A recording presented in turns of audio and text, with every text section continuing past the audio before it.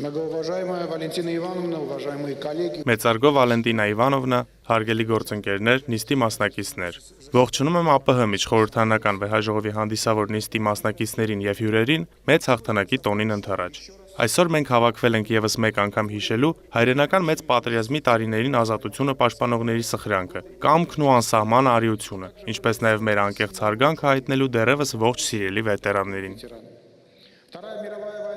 Երկրորդ համաշխարհային պատերազմն անջնջելի հետք թողեց մարդկության պատմության մեջ։ Այն բերեց ոչ միայն ավերածություններ, այլև մարդկային անչափելի կորուստներ, ինչպես նաև բարոյական ու հոգևոր վերքեր, որոնք զգացվում են մինչ օրս։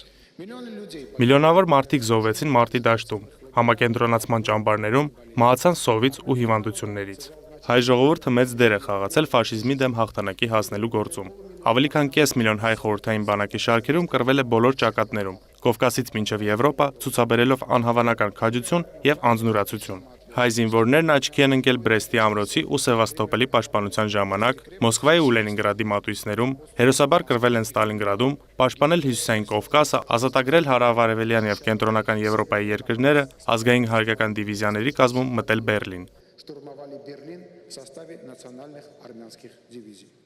Մեր հայրենակիցներից շատերը կռվել են դաշնակից երկրների բանակներում, մասնակցել հակաֆաշիստական պայքարին եւ իրենց ներդրումն ունեցել հաղթանակի գործում։ Սփյուռքի եւ հայկական եկեղեցու հանգանակած միջոցներով ստեղծվել են տանկային շարասյուն, ինքնաթիռների էսկադրիլյաներ, ձեռք է բերվել մեծ քանակությամբ զենք եւ զինամթերք։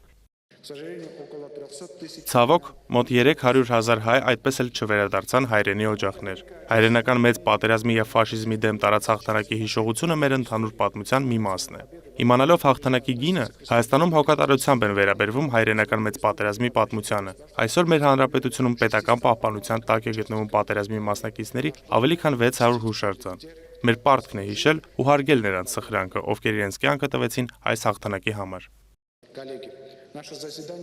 Գործընկերներ, մեր նիստը ոչ միայն հաղթանակի 80-ամյակը գնահատելու, այլև պատերազմը որպես մարդկության համար աղետալի հետևանքներ ունեցող երևույթ վերհիշելու առիթ է։ Մենք տեսնում ենք, որ վերջին տարիներին տեղի են ունեցել իրադարձություններ, որոնք փոխել են միջազգային հարաբերությունների ձևավորված մեխանիզմներն ու կարծրատիպերը։ Վերջին տասնամյակների հակամարտություններն ունեցել են հետևանքներ, որոնք դուրս են անմիջականորեն ներգրավված երկրներից եւ տարածաշրջաններից։ Դրանց ազդեցությունը սկսած հումանիտար ճգնաժամերից մինչև քաղաքական անկայունություն ներգործում է գրեթե ամբողջ մարդկության վրա։ Հայաստանը միշտ դեմ է ցանկացած տեսակի էսկալացիաների եւ վերահաստատում է իր դիրքորոշումը ռազմական գործողությունների դադարեցման, խաղաղ բնակչության վրա հարձակումները կանխելու եւ խնդիրները քաղաքական դիվանագիտական միջոցներով լուծելու հարցում։